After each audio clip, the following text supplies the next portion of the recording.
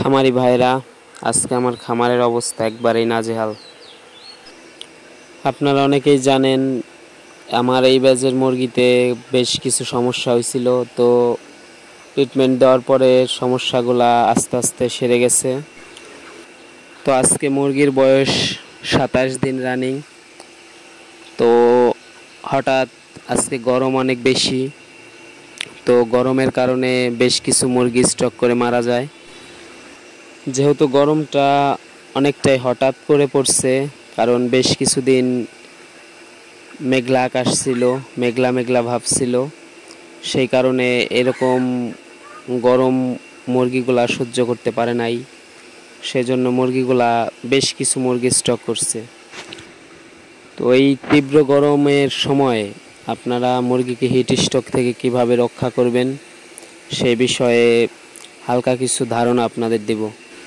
প্রথমত, খামারটা খোলামেলা পরিবেশ হতে হবে, যাতে বাইরের প্রাকৃতিক বাতাস ফার্মে চলাচল করতে পারে ভালোভাবে।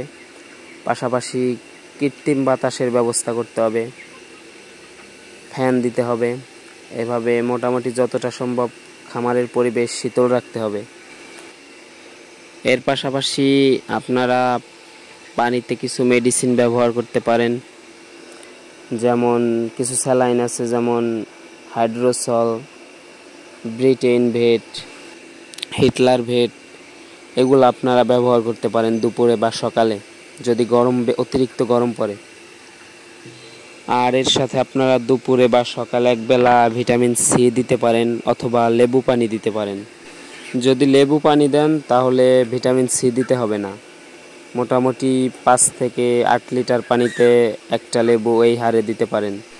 যদি এগুলা ব্যবহার করার পরেও যদি দেখেন তাও মুরগি স্ট্রোক করে, তাহলে আপনারা দুপুরের মুরগির খাবার পানিতে আখের গুড় মিশিয়ে দিতে পারেন।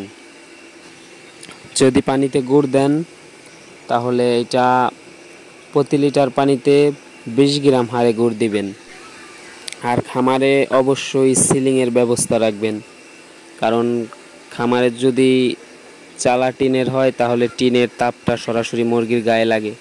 সেই জন্য চালা যদি টিনের হয়, টিনের নিচে সিলিংয়ের ব্যবস্থা করবেন। যদি এই সবগুলা করার পরেও যদি দেখেন মুরগির স্টক কমে না, স্টকের পরিমাণ বাড়েই, তাহলে আপনারা ফিড বন্ধ রাখার নিয়মটা ফলো করতে পারেন। পাশাপাশি প্রয়োজন হলে মুরগিকে 1-2 বার দুপুরে পানি দিয়ে ভিজিয়েও দিতে পারেন।